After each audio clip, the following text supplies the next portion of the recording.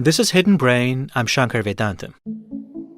It's a Friday evening at an apartment in Lower Manhattan. Two friends are looking forward to unwinding after a long week.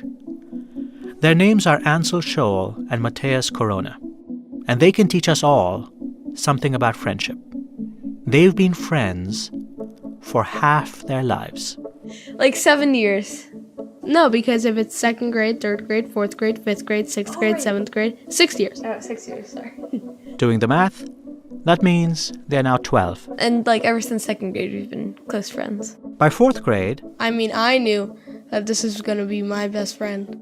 their best friendship has involved doing lots of homework together, video games, We FaceTime, we help each other. He helps me, I help him. We give each other advice. sleepovers like the one they're going to have tonight, Come on. and No, Legos. you have to push it. I think you have to push it. It's not going to go on. When they're not doing homework or playing together, Grab it. the two friends are supporting each other. So my great-grandfather died like a few weeks ago. He really helped me try to get through that. I came up, I'm like, I'm so sorry, and I hugged him. And I don't know if I did it again, but I do recall saying it sometimes. Not trying to be braggy or show him like, oh, I'm so amazing. But yes, I remember being there for him. Ansel and Matthias don't think their friendship will change when they get to high school. I'm pretty sure we'll stay best friends. Yeah, as long as neither of us move high schools, I think we will. And why would they think differently? They have the kind of friendship that most kids, or adults for that matter, would want. But for many young men just a few years older than Ansel and Matthias, friendships like this are a distant memory. Some of the boys go into sort of, I don't care, it doesn't matter, but they say I don't care so many times that you sense exactly that they do very much care. By the time boys become men, they may not have any friends around, close or otherwise. It was just this sense of isolation. At the end of the day, it was just me. Many men find there's no one around them at the end of the day, and they find they have become trapped by a series of unspoken rules. If you're a man, you're supposed to be strong and independent. If you connect deeply, especially with other men, it's probably because you're gay. If you crave deep emotional bonds, well, that's just unmanly. Today on Hidden Brain, we take a closer look at misguided notions of masculinity in the United States, and we explore new research that studies the consequences: stressed-out romantic relationships, physical health problems, and a growing epidemic of loneliness. This message comes from NPR's sponsor, Capital One. Capital One is reimagining banking by offering accounts with no fees or minimums that can be opened from anywhere in 5 minutes. Capital One. What's in your wallet? Capital One N.A. Support also comes from ExxonMobil, the company that believes affordable, scalable carbon capture is critical to reducing industrial CO2 emissions, and more experts agree. Learn more at energyfactor.com. To understand what's going on today, we need to step back 80 years and tell a story that's been passed down and even mythologized. In the late 1930s, a retail store magnate named W.T. Grant had a question. Can you predict who's going to become a good department store manager? To find out, he teamed up with a Harvard professor named Arlie Bach and gave him $60,000 to run a study. Dr. Arlie Bach thought that medical research focused too much on what made people sick. He wanted to know what made people healthy. To answer that question, and presumably W.T. Grant's question about department store managers, he and his colleagues picked a group of Harvard students to track closely over time. They chose 268 students, mostly from the classes of 1942, 43, and 44. The researchers thought the study would run a decade or so. All the volunteers were men. Harvard didn't admit women at the time. All were white. Some students went on to have distinguished careers beyond department store management. One became a swashbuckling newspaper editor. Ben Bradley not only helped the Washington Post break news, he was the news. Any story about the Post must begin with Benjamin Crowninshield Bradley, 52, its fast-talking, chain-smoking, cocky executive editor. Another became president. We We choose to go to the moon in this decade and do the other things, not because they are easy, but because they are hard.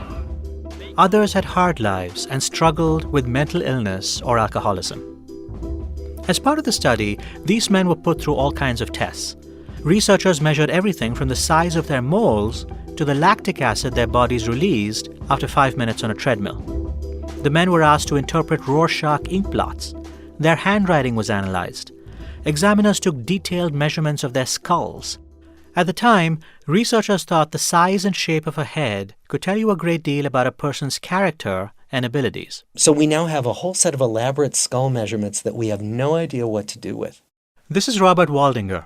He's the current director of the project. It's now called the Harvard Study of Adult Development. It's lasted far longer than Arlie Bach and W.T. Grant imagined. It's now been running for 8 decades. The length of the study isn't the only thing that's unusual. Its aims were hazy. Sure, it was supposed to look broadly at who does well, but research studies are often designed to test one or two specific questions. The aims of this study were nebulous, and they changed repeatedly over the years. Sometimes we've been called the biggest fishing expedition in the history of research. As the years went by, the study's agenda changed as new funders swept in and science evolved. The links between mind and body became more of a concern in the 1980s and 90s.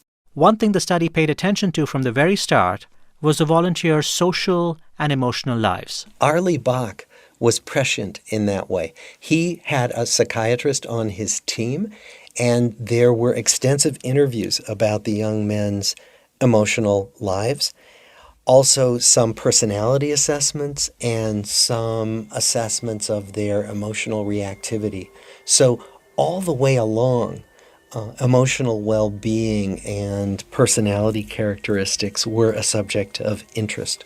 From the study's earliest days, all the men were asked a deceptively simple question. Who would you call in the middle of the night if you were sick or afraid? Who would you call in the middle of the night if you were sick or afraid?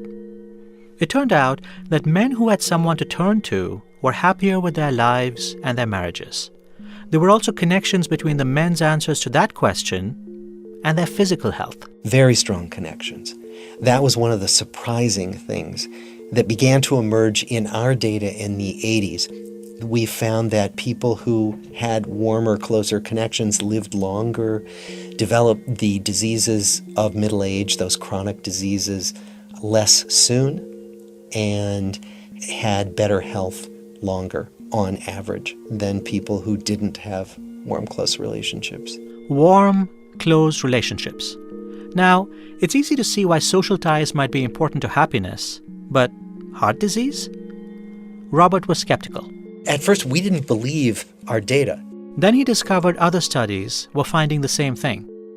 This relationship between physical health and social connections isn't obvious to most of us. When we think about how to keep ourselves healthy, we might think about eating right and getting exercise. We don't ask whether we've set aside enough time for friendships. And yet you can notice it in moment-to-moment interactions during the day. Think about how coming into work and seeing people you like being with is energizing. Think about the experience of being upset about something and then talking to a friend or a family member who listens well, and you can feel your body literally calm down. And so I think that if we actually take the time to notice at a microscopic level, you can notice how relationships can be both energizing in a positive way and calming when we're stressed. The study also found that bad relationships can magnify physical pain and that close relationships buffer us from the physical problems we face as we age. The researchers found that the happiest people in retirement are those who actively work to replace colleagues with friends. Today, the study focuses on this question. How is it that the quality of your relationships with your coworkers, with your friends, your family, could get into your body? By today's standards, the demographics of the study were wildly imbalanced. As I said, the volunteers were all white, all men. Not just that, most students came from well-to-do families. The research became a little more representative in the 1970s when the study of Harvard men was paired with a separate study happening in Boston. That research focused on boys from some of the poorest, toughest areas of the city. Together, these studies provide a vivid picture of men's health over the course of their lives. Now, you could say this research is obviously incomplete because it leaves out more than half the population. But it does tell a striking story about a phenomenon that has many researchers worried: social isolation among men. I really don't think I dealt with it. I think I viewed it as sort of a circumstance rather than a problem. But there was also a part of me that realized I was alone. When we come back, we'll look at the profound loneliness of American men. Stay with us. Support for this podcast and the following message come from Home Instead Senior Care, whose mission is to enhance the lives of aging adults and their families. Bonnie, a Home Instead caregiver, explains why she believes in their approach to in-home care for seniors. Their motto is what really brought me to them, because they care, and that's what I wanted to do, because I care about seniors. You know, I took care of my grandmothers, and that's what I wanted to do, and that's what I've been doing ever since. 22 years. It's just so much fun to work here. I couldn't ask for a better job or a better client. I couldn't have. And Home Instead pairs you with their clients, and that's what I like so much about it. They'll see a client that's got the same likes or dislikes as you, and that's why we hit it off so much. To learn more or to search for available senior care job opportunities with Home Instead Senior Care, visit homeinstead.com. This is Hidden Brain. I'm Shankar Vedantam. In recent decades, there have been pervasive worries that Americans are spending less time with one another and that the ties that once bound communities together have started to fray. Back in 2000, the political scientist Robert Putnam wrote about this idea in his book, Bowling Alone. He described how many Americans were opting out of the civic and community organizations that their parents once joined. More recently, researchers have watched with growing concern as many of us spend increasing amounts of time hunched over our phones while ignoring those sitting across from us. There's another form of social isolation that's less talked about, one that disproportionately affects men like Paul Kugelman. When Paul was a kid growing up in Union City, New Jersey, his parents had a simple rule. Go outside and play and come home when the streetlights come on. Each weekday, Paul walked to and from school with other kids in his neighborhood. Dawn and George and Joanne and Henry, John. When the kids got home, they dropped off their books and ran outside to play. We'd do whatever. It was tag, ring alevio, capture the flag, football, whatever. It was friendship. You had people you could talk to. You were part of a community of your peers. It was nice. It was all so easy. Paul played pickup football in the vacant lot across the street from his home. He ran into his Aunt Marie at the library. You just run into people all the time and you kind of knew everybody in the neighborhood. Then, when Paul was 9, he and his family moved 500 miles south to Martinsville, Virginia. Rural Virginia didn't have all the amenities he was used to in New Jersey, like the black and white cookies and coffee cake he used to get at an iconic bakery. Not only was no such thing as Entenmann's, it was like, what do you mean by bagel? Paul missed his comfort foods, but that wasn't the only thing that gave him culture shock. It was my first few days in school, and the teacher had a thick Southern accent, and she was giving a spelling test. What I heard was Alpo, but she said apple. But I heard Alpo, so I wrote Alpo, and these people concluded that I was a screaming idiot because I didn't understand how to spell apple, and I was supposed to be this great student. So, and it kind of went downhill from there for a while. Paul's father was frequently relocated for work, after Virginia to Delaware, then South Carolina. Each time the family moved, Paul had to navigate a new school and a new social world. Even though he didn't realize it at the time, he was gradually developing a strategy to cope with all the moves. I didn't really interact a whole lot with folks because it just was like, we're going to move again, so I didn't want the pain, I guess. Paul eventually went off to study at the Citadel, a military college in South Carolina. When he arrived, he was told that his classmates would become lifelong friends. But after they graduated, Paul found his former classmates were not very eager to stay in touch. Paul's life took its own trajectory. He got married, had a child, he got divorced. In his 30s, Paul went to law school and remarried. Just like before, he made acquaintances, but I was in this place where, in my mind, everything was kind of transient. He didn't quite realize it, but his social world was shrinking. The acquaintances he made stayed acquaintances. He didn't have the time to develop these into real friendships. Family and work felt all-consuming. In his mid-40s, Paul's second marriage fell apart. His ex-wife took the kids and moved several hours away. His mother had died young, and Paul was estranged from his father. He talked to his daughter every day, but that routine ended too. Even though he was doing meaningful work as a lawyer, it wasn't enough. I guess lonely is the right word. It was a very lonely time.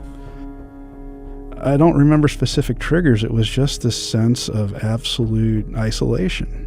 Absolute's too strong a word. Because I did go to work and I did have interactions at work. And I cherished those. But, at the end of the day, it was just me. He drank heavily for a while. Then he got into exercise. He eventually completed an Ironman triathlon. But these distractions couldn't quite stamp out the fact that he was desperate for friendship, for connection. So desperate that he turned to an inanimate object for comfort. I was in my apartment, and one of the fixtures in the apartment was a post that runs floor to ceiling, and a banister runs out of that. And the post became my friend. I would hug the post. I would hug the post for all it was worth because I was getting some kind of feedback physically. It was at that point I realized I have got to do something, because when you get to the place where you need to hug a post to feel something that you need, if that's not a wake-up call, nothing is. Paul's childhood offered a model of a close-knit community. His life in his 40s was nothing like that model. Looking back, Paul says he ignored the warning signs that his social world was shrinking. I really don't think I dealt with it, candidly. I think I viewed it as sort of a circumstance rather than a problem. It's kind of like gravity. But there was also a part of me that realized I was alone. Even when Paul got the courage to reach out to other people, he found himself butting up against social rules. He went to introduce himself to neighbors in his apartment building, but found them more bewildered than friendly. It's not like anything they said in particular. It's kind of the look, the countenance. Like, you're an odd dude. Why is a 51-year-old guy knocking on our door to tell us he lives next door? Right. Part of it is I think there's a stigma to being viewed as being alone or lonely. The irony was, Paul himself wasn't very forgiving to people who were in the same boat that he was. It's funny, like when I got out into the dating realm again, I'm this middle-aged alone person, but I'm very wary of people who are in the same group as I am because, what are you doing at this age alone? Over and over, Paul was reminded that it was hard for a middle-aged man to form meaningful new friendships. After he started dating, he noticed how his girlfriend Kim easily struck up conversations and made new connections. She can make friends anywhere she goes, and nobody bats an eye about a woman going up and just chatting either a guy or a girl up. It wasn't just Kim. It felt like there was a difference between men and women. At one point, they were at a festival. Seemingly out of nowhere, Kim's friend Polly gathered together 7 or 8 people to hang out. And I had this feeling if I tried to do that, it would be like, okay, who's the creepy old dude? But I think there is a stigma for guys, and I don't know if it's just a self-imposed thing or actually society views it that way. From my experience, I think society views it that way, but I can't say for sure. He now recognizes that even though it's hard, reaching out to other people is essential. A rejection of the extension of an offer of friendship or acquaintancehood isn't a rejection. It's just that person's not ready. Paul's story is echoed by many other men who reached out to us in recent months. Although each story is different in the details, the same themes run through many of them. These men felt they didn't have enough friends. Even when they wanted to make new friends, they didn't know how to do it. I really look back on the last 15 or 20 years of my life, and I just see such a dearth of close friendships, and just don't have the kinds of friendships that I once did. I am married, and when my wife and I are together, there are things to do and not enough time in the day to do them with our friends. When she and I are apart for more than a day or two, I turn into a hermit. Many married men reported that their wives organized their social activities. In a recent episode of Hidden Brain, psychologist Eli Finkel explained how such over-reliance on one person is a new phenomenon. There was a time, not long ago in the United States, when people didn't expect their spouse to be partner and lover and best friend combined. Marriage for a long time served a set and relatively limited array of different functions for us. And over time, we've piled more and more of these emotional and psychological functions. So instead of turning to our close friends and other relatives for nights out on the town, for deep, intimate disclosure, to a larger and larger extent, our spouse has replaced a lot of what we used to look to our broader social network to help us do. If many men in heterosexual relationships count on wives to be their sole providers of social connection, this places enormous pressure on women in those relationships too. To be sure, there are exceptions to all of this. But overall, researchers are worried about increasing social isolation among men and where this might lead. Some men cope not by running an Ironman or drinking or hugging an inanimate object. They take more drastic measures. I spoke to Julie Phillips about this. She's a sociology professor at Rutgers University. Which figure are you looking at here? Figure 2. She walked me through a couple of graphs that show the rate of suicide among men of different age groups. Those rates vary widely, from the young to the very old. Increasingly, however, middle-aged men appear to be at growing risk. We saw a fairly sharp increase in suicide rates among men beginning in 1999. So, for example, among men aged 50 to 54, we saw an increase of almost 50% in their suicide rate. The increase in the suicide rate among middle-aged men is troubling. It's also a reversal of historical patterns. Compared to earlier generations, the uptick in suicide seems to be starting earlier and earlier, especially for men. One common interpretation of this trend is that it's driven by economic problems. Julie thinks it's more complicated. The trend of rising suicide rates among middle-aged men began in the late 1990s, well before the Great Recession that started in 2007. Actually, from 1999 to 2005, the increases among the middle-aged were really confined to those boomers who did not have a college education. But since 2005, it has now sort of broadened out. It's really been across the board. We don't see these differences by education. Julie has other ideas about what might be driving these changes. People have fewer social supports. They're more likely to live far away from family. Many are opting out of marriage. Many are getting divorced.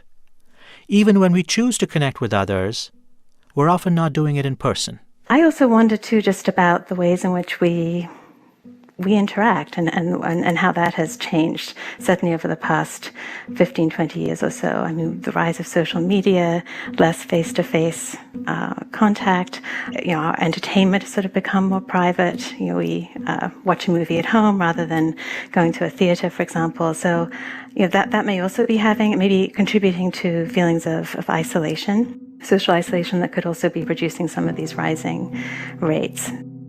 Again, the toll of social isolation isn't just emotional. An analysis of nearly 150 studies has found that people with strong social relationships had about a 50% lower mortality risk than those with weaker ties. Julianne Holt-Lunstad and her co-authors concluded that those with weaker social relationships had a greater risk of death than people who were physically inactive or obese. Let me put that another way. Spending time building and nurturing your friendships might be just as important to your health as eating right and exercising. When we come back, we look at the cultural roots of this problem. These are, human beings with unbelievable emotional and social capacity, and we as a culture just completely try to zip it out of them, and we ignore it. Stay with us.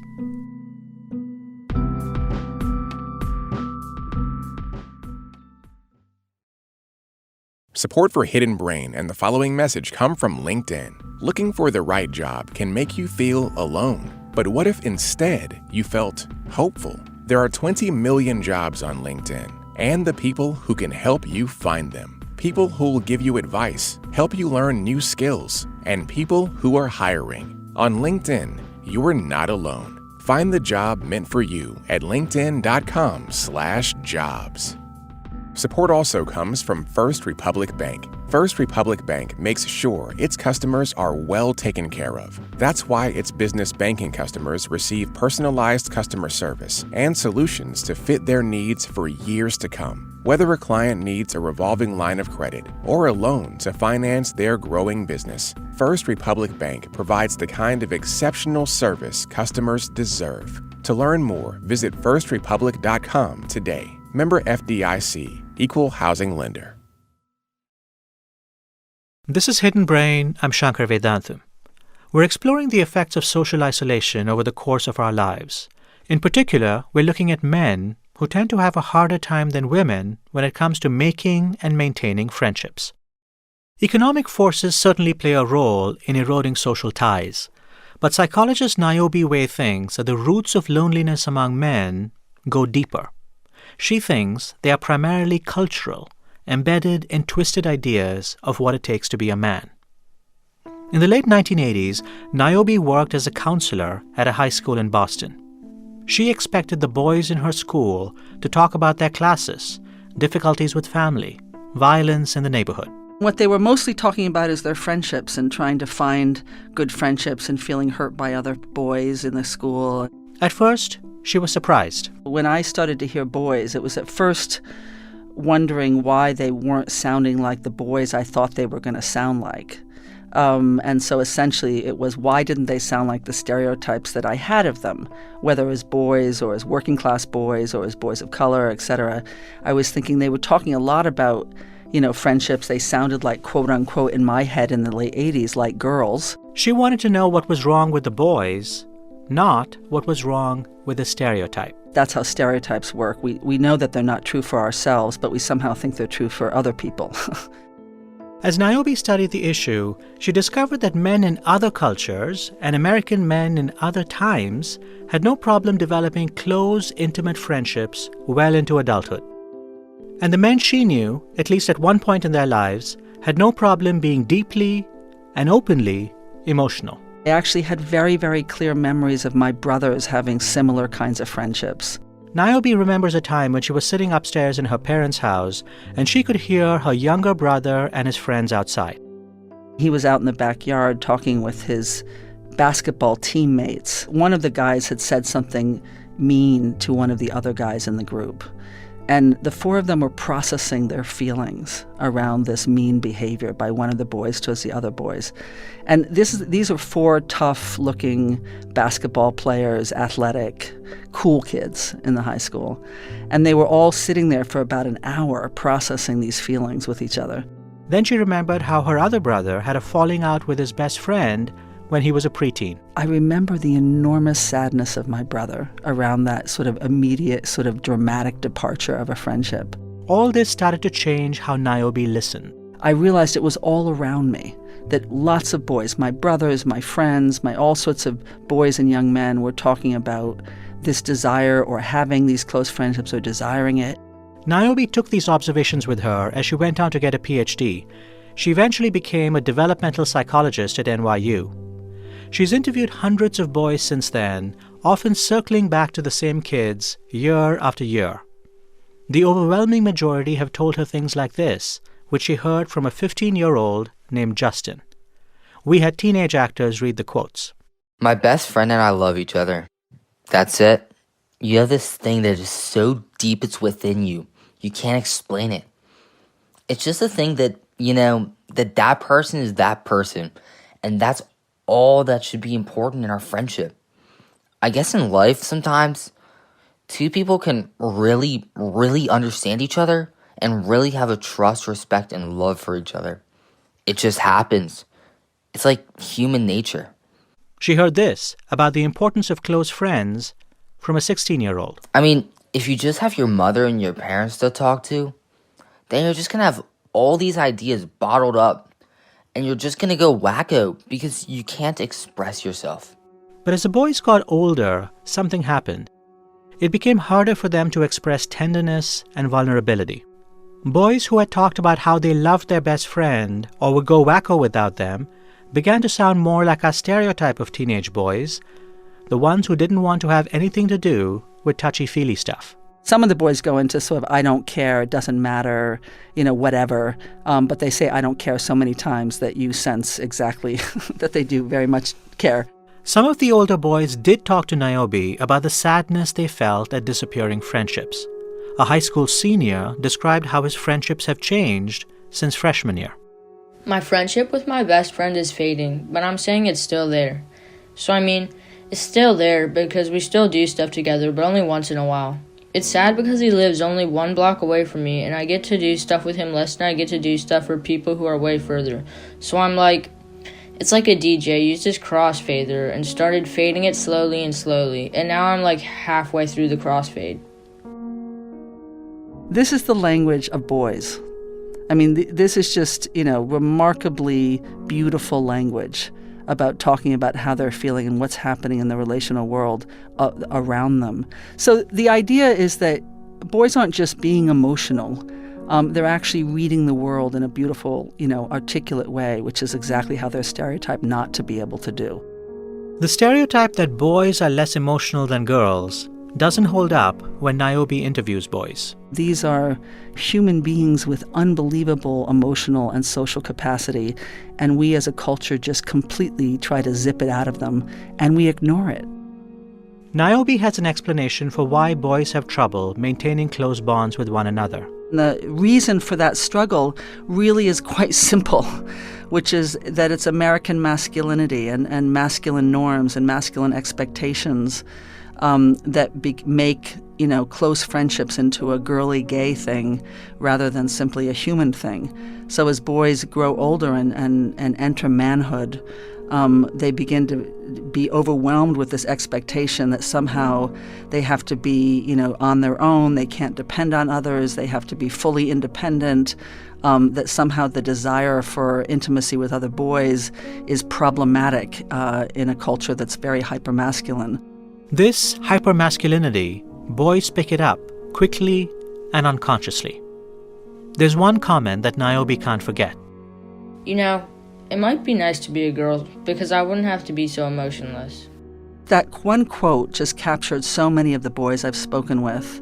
Even parents buy into the idea that there's something to be concerned about if their teenage boys appear sensitive and vulnerable. I think parents sometimes even get anxious when their boys sound like this. So even when, you hear parents talking about their kids being very sensitive, it's oftentimes with their sons, there's oftentimes an embarrassment about it. And parents certainly aren't, judging their sons in the same ways, but parents are part of the culture just like everybody else. Niobe has had parents come to her and say, I think my son is gay.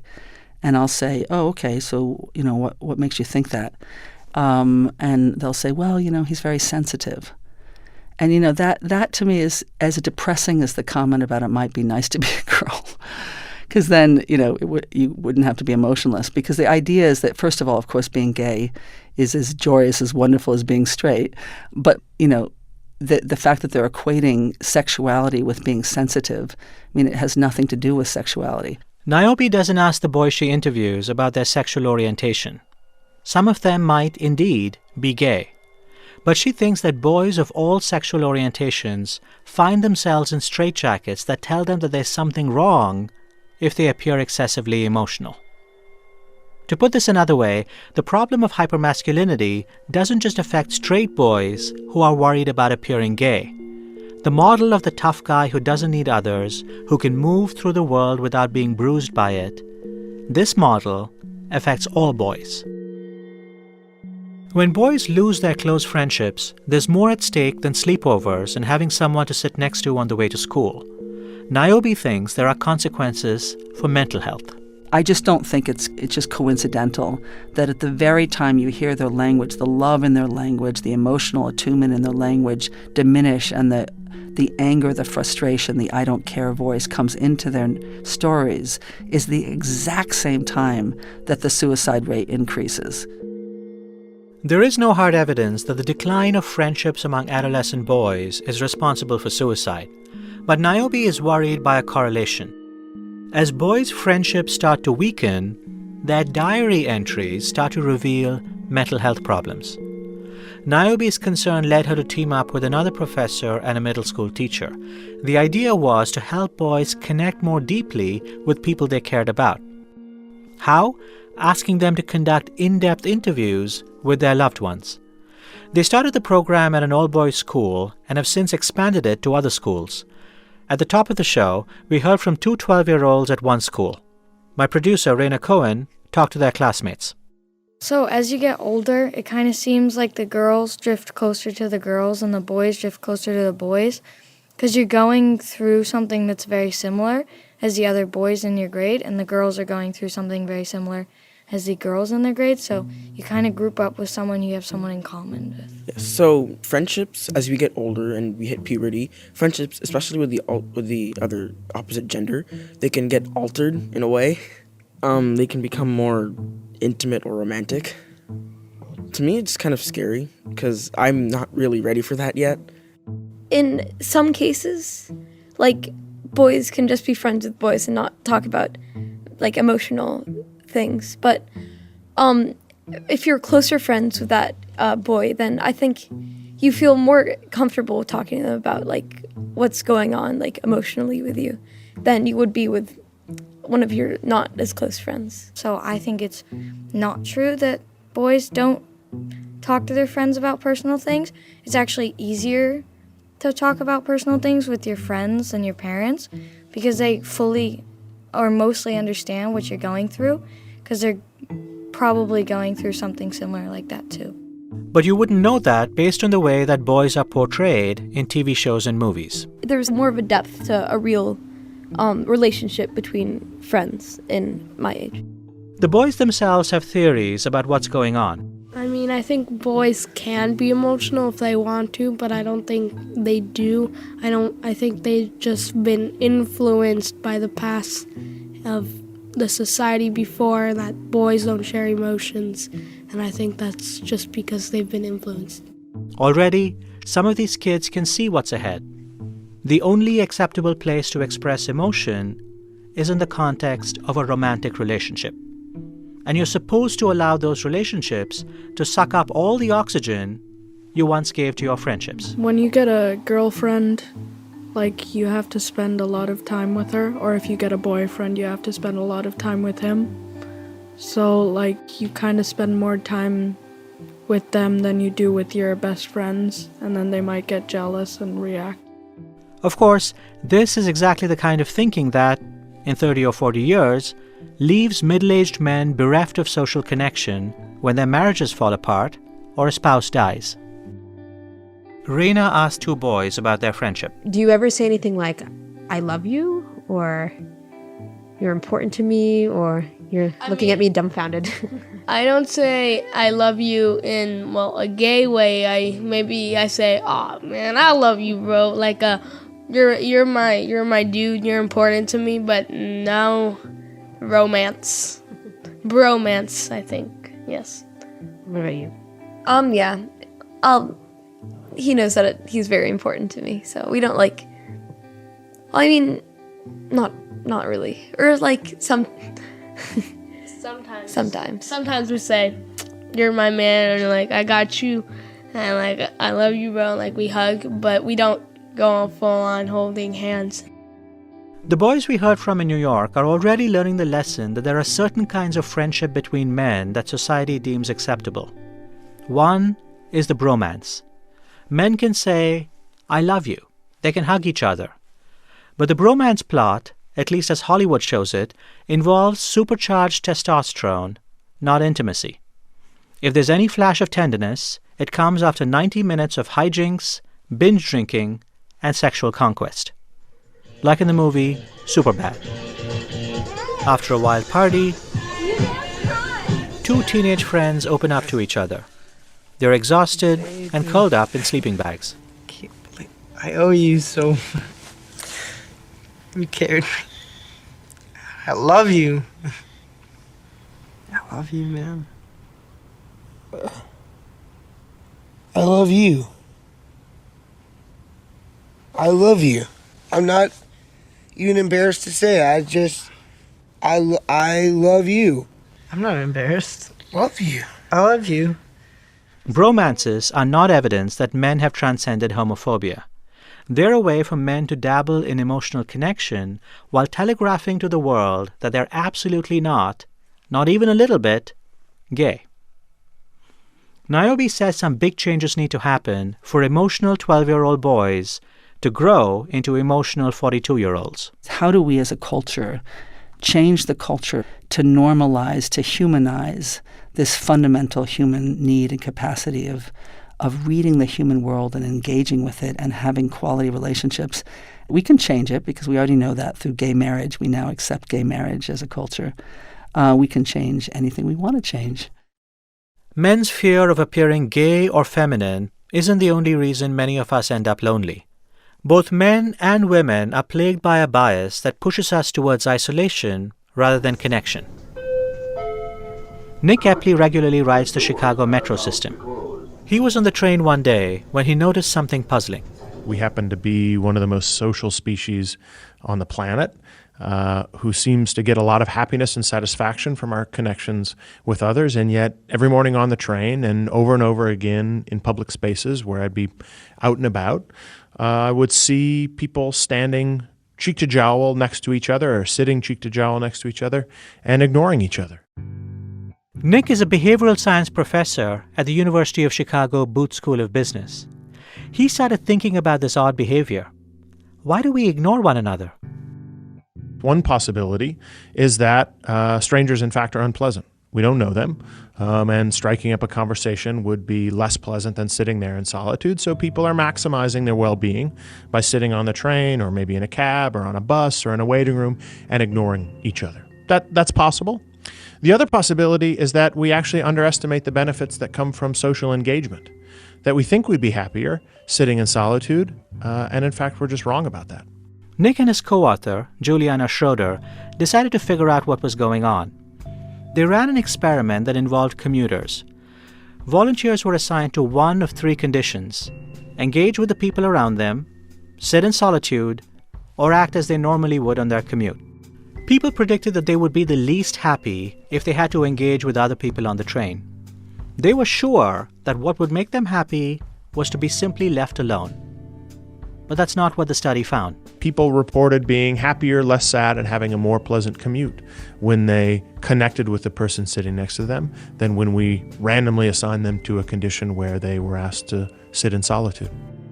People's perception that their fellow commuters wanted to be left alone didn't match reality. What was happening was that volunteers thought that others were less interested in talking to them than they actually were.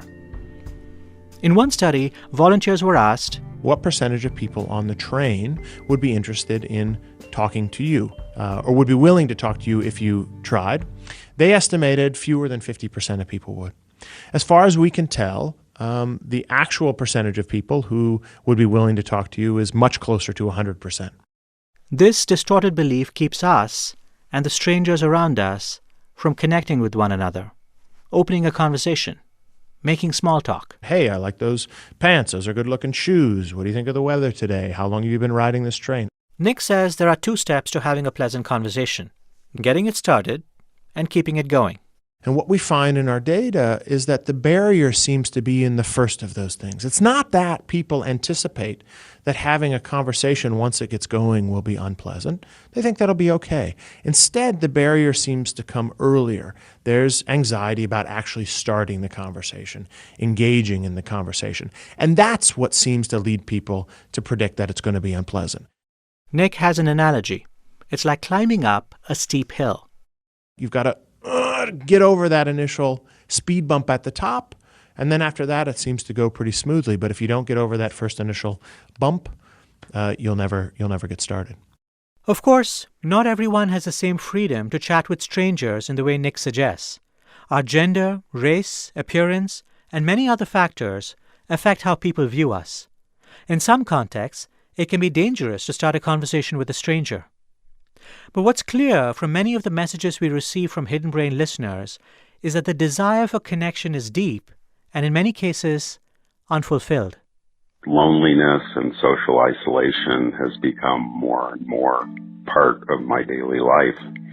It's harder to make friends. It's harder to find situations that I enjoy being in. I have 2 or 3 friends that I've known since we were all teenagers. And other than that, if my wife weren't around, I would be hard-pressed to have close friends other than those from a long time ago. We have perhaps more of a reason to turn to people and to lean on those friendships and those relationships to give us strength, but they're often not there in the way that they are for women, or they were, when we were hanging out with our friends in our 20s. Think how much better life could be if we could just admit these things to someone we care about, not just to a voicemail inbox.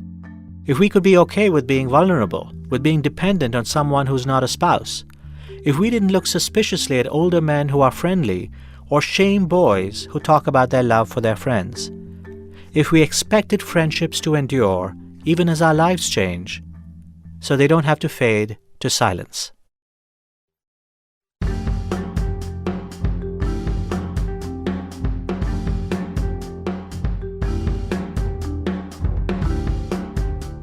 This episode was produced by Raina Cohen and edited by Tara Boyle. Our staff includes Jenny Schmidt, Parth Shah, Laura Quirrell, and Thomas Liu. We had original music composed by Ramteen Arab Louie. Special thanks to Emile and Finn Beaubien, who read the quotes you heard in the show. Our unsung hero this week is Gina Voskov. She's a teacher at the United Nations International School. She helped us arrange interviews with a group of 7th and 8th grade boys. She kindly managed a long string of emails as she coordinated between our producer, the students, and their parents. Thank you, Gina. If you like this show, here's an important thing you can do for us and an important thing you can do for yourself. Tell one friend about our show and consider striking up a conversation with a stranger this week. If you can't think of anything else to say, ask them, "Hey, do you listen to Hidden Brain?" Tell us what happens next on Facebook or Twitter. I'm Shankar Vedantam, and this is NPR.